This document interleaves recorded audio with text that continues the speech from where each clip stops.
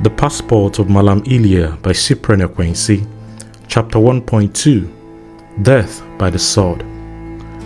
Zara proved herself a most capable wife, and for the first year we were very happy. She was not too proud to do a certain amount of housework, and in the evenings when we went out for a canter, she carried herself like the true princess she was, and I was proud of her. But with her, I sometimes caught her falling into pensive moods, and for days on end, she would speak to no one, not even to me. The first time she behaved in this way, I was most worried, but as times went on, I grew to regard her moods as part of that complex nature of a woman, which makes her difficult to understand.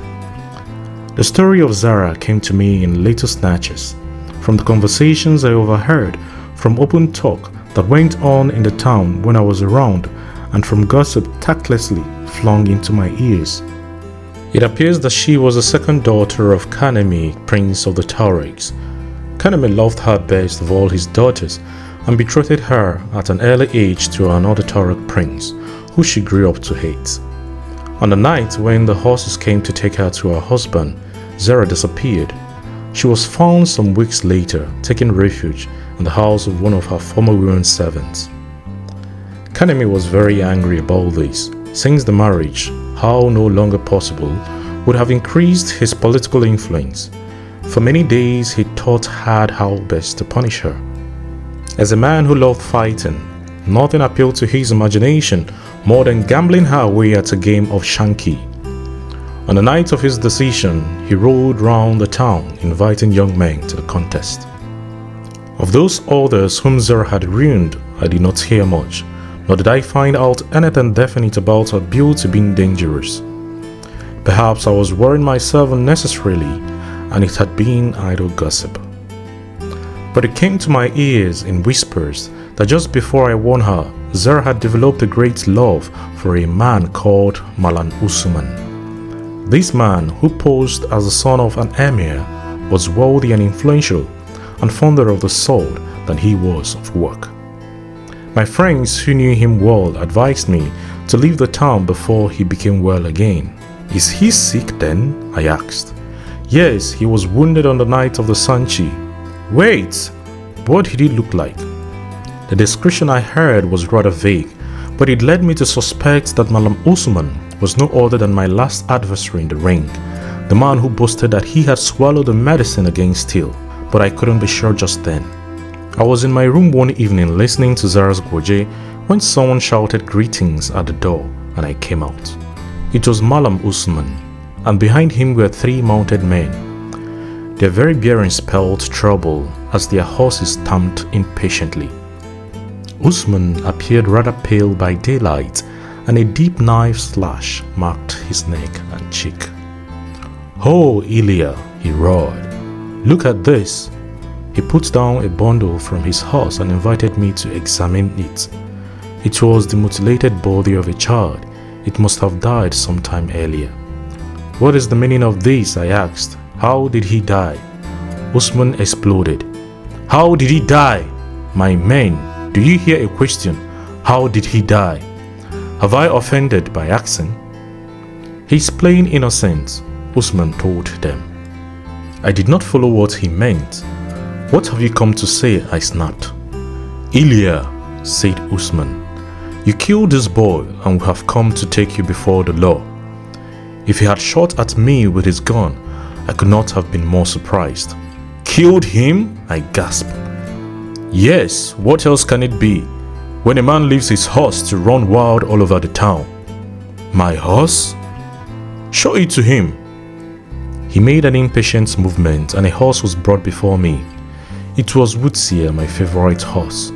Its forelegs were stained with blood. "Is that not your horse?" he asked. I admitted that it was. "This morning your horse ran through the town riderless.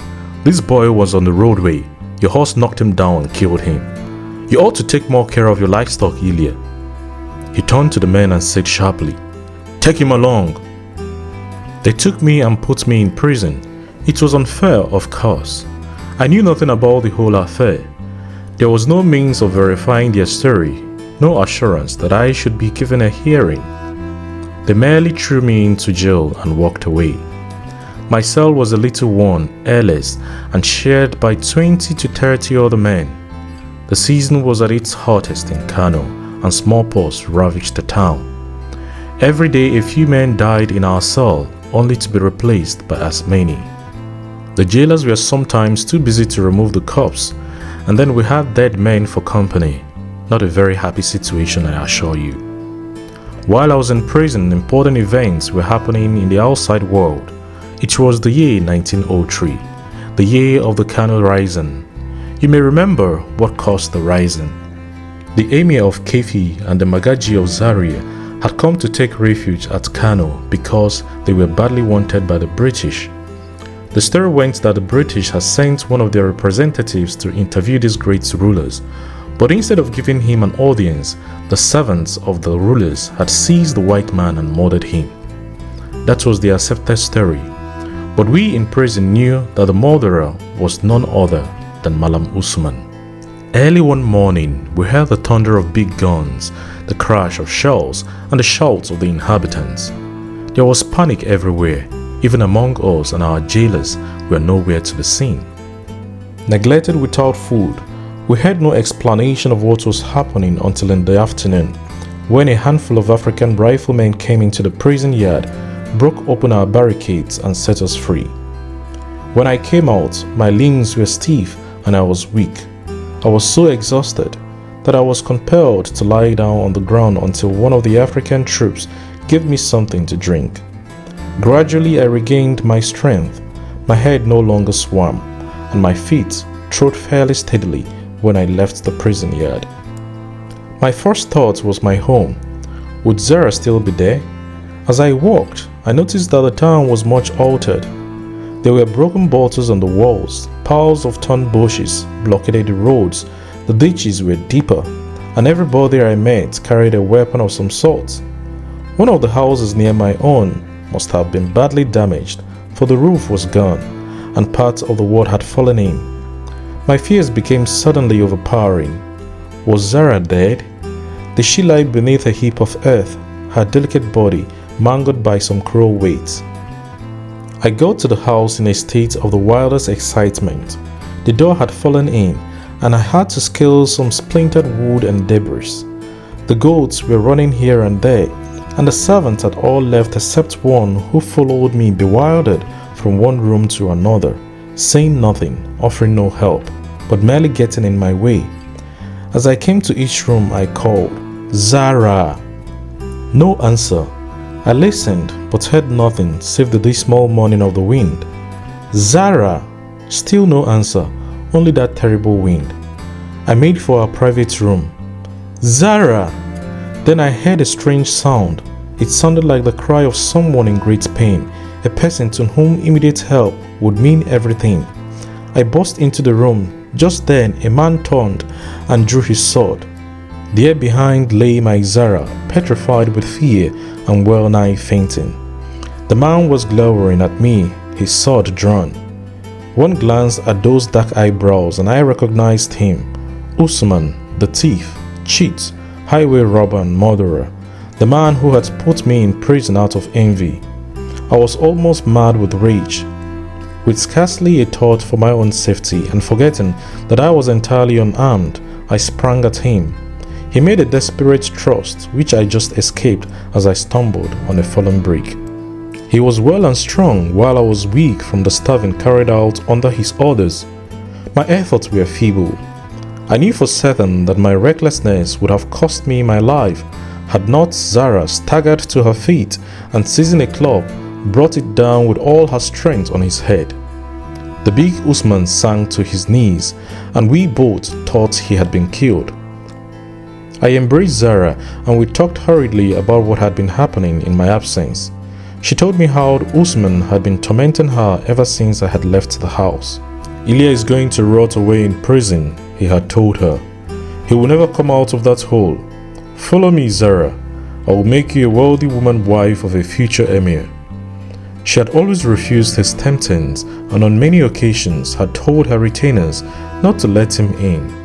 He had kept away for short periods, presumably went on some murderous errand, But during the canoe rising, she suddenly found him in her rooms, telling her that the city had surrendered, that I was dead, and that the most reasonable thing for her to do was to follow him and leave the city before the British came. They were still arguing about this when I entered the house. I looked at Usman where he lay senseless among the wreckage. Do you know, Zara, that there is a price on this man's head? He is accused of killing an English captain at Kefi. That must have been the reason why he was so anxious to leave the town. As a matter of fact, the British forces have occupied the town, but there is no fighting going on. We can still live here if we choose. What shall we do? Asked Zara. Are you prepared to follow me? Yes, Ibrahim. Where you go, I go. As we spoke, the fallen Usman groaned. I went and picked up his sword. Zara was behind me as I began to sort out my valuables, my Quran, my chaplet, my talismans. She had little to pack. Her jewels and gold and other feminine ornaments went into a little black box, which she had brought with her from her father's house. Is that all? I asked. Yes, she smiled. Then I must saddle the horses. We may have to ride all night. Get something we can eat on the way. I am very hungry. There was only one of my horses left, a black beast, long-legged, big-chested, and full of stamina. I saddled her and turned to Zara. Then I noticed that Mallam Usman had risen and was now staggering towards her. He was a thing of terror. His hair was shaggy, his arms swayed menacingly, and his teeth was bared. In one or two strides, he was beside the terrified Zara and had gripped her. You shall not take her with you, he roared, clasping her tightly to himself. I shall. You shan't. He drew out a small knife and, still holding Zara close to him, invited me to face him. How could I? Sword in hand. I stood for a moment confused while his fiery eyes mocked me. Then Zara kicked and beat at him, and his hold was slackened. He was struggling to regain his hold of her when I made a clean thrust to his ribs. But valiant that he was, little did I suspect his trap. At precisely the moment when I lunged at him, Usman, in a flash, clutched Zara and held her as a shield before his own body. The accident happened before I could check myself. She fell right in line with the sword point, and the weapon ran straight through her heart. Usman flung her aside, and his laughter still rings in my ears to this day. As he ran towards the door, he roared with laughter. What did I tell you? Ha ha ha ha. I said you wouldn't take her. Ibrahim, Ibrahim, come back. It was Zara's voice. I had already bounced over the fallen body and was catching up with Usman when I heard it. I went back at once.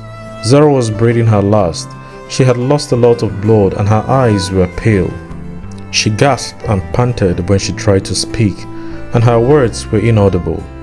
Beautiful Zara, beautiful even in death. Kneeling beside her, I could not bring myself to believe that this was true, that she was leaving me forever. Zara! She turned her eyes towards me. Zara, can you hear me now?